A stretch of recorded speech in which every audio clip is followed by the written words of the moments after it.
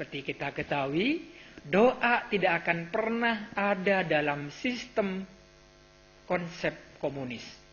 Konsep ateisme itu hanya ada dalam konsep ajaran agama. Intinya apa? Intinya bahwa Joseph Stalin sadar insaf karena dorongan perjanjian primordial antara ruh yang ada dalam dirinya dengan Allah Subhanahu wa Ta'ala. Intinya apa? Bahwa sekeras-kerasnya manusia, tentu suatu waktu dia tetap akan insaf, akan sadar, akan terjadi purifikasi diri, akan terjadi penjernihan dalam dirinya, akan sadar. Tentu ini kita bisa maknai dalam hal lain, bahwa sejahat-jahatnya manusia, suatu waktu dia akan sadar saat dia menyendiri, saat dia introspeksi, saat dia dalam kondisi kesendiriannya, dia akan merenungi segala langkah, segala tindak lakunya, segala tingkah lakunya. Dia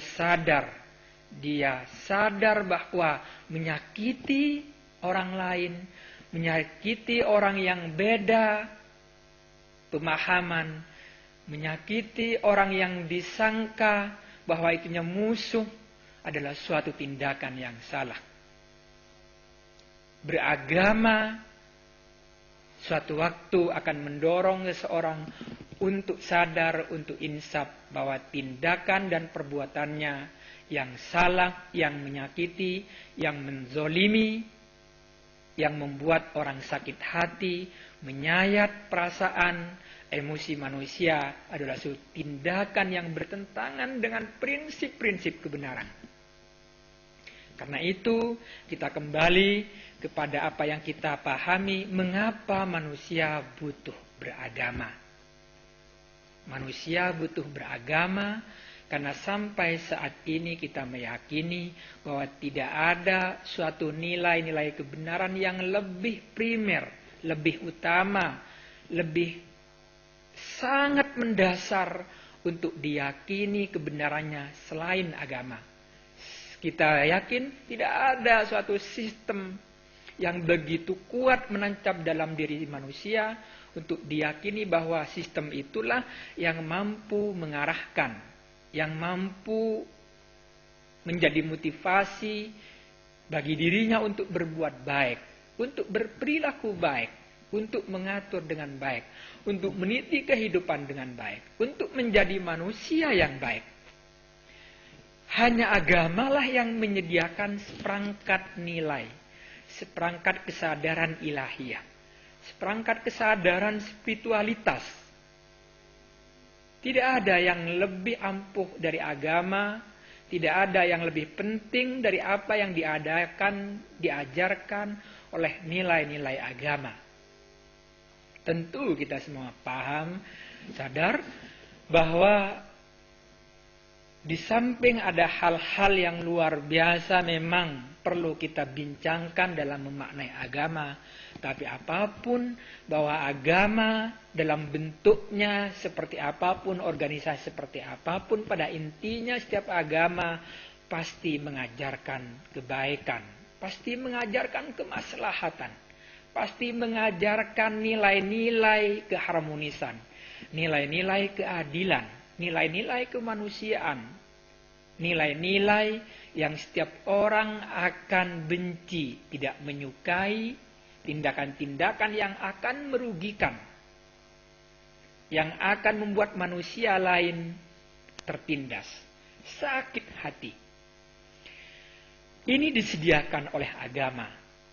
Karena itu di tengah ada pesimisme terhadap agama, terhadap organisasi yang disebut agama, apakah Islam, apakah Kristen, apakah Yahudi.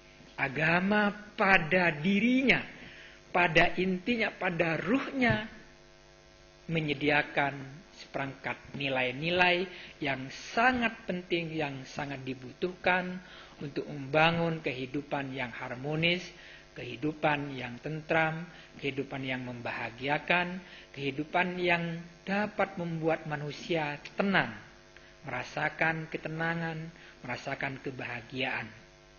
Karena itu, dengan segala perbedaan, dengan segala keragaman yang kita miliki, karena ini juga merupakan takdir kehidupan, kita kembali dalam beragama kepada inti dari tujuan dihadirkannya agama oleh Allah Subhanahu wa Ta'ala. Kita butuh agama, apalagi dalam kondisi dunia carut-marut seperti sekarang, kemodernan, kemajuan zaman yang luar biasa dengan segala ekses negatifnya. Agama tetap harus kita yakini sebagai kebutuhan primer, kebutuhan yang paling mendasar bagi kehidupan kita semua.